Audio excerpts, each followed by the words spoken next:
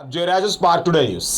શ્રીજીની સ્થાપના અનુસંધાને કાયદો અને વ્યવસ્થા જળવાઈ રહે તે સારું ગોરવા પોલીસ સ્ટેશન વિસ્તારમાં ફૂટ પેટ્રોલિંગ કરવામાં આવ્યું છે। વડોદરા શહેર પોલીસ કમિશનર શ્રી નરસિંહ કુમાર, સંયુક્ત પોલીસ કમિશનર શ્રી લીના પાટીલ સાહેબ તરફથી કાયદો અને વ્યવસ્થાની જાળવણી સૂચના હોય અને તે જ મુજબ કાયદો જળવાઈ રહે તે માટે અનેક અધિકારીઓની ઉપસ્થિતિમાં ગોરવા પોલીસ સ્ટેશન હદ વિસ્તારના સંવેદનશીલ વિસ્તારોમાં પેટ્રોલિંગ વાહન ચેકિંગ પણ કરવામાં આવ્યા છે, સાથે ફૂટ પેટ્રોલિંગ પણ કરવામાં આવ્યું છે।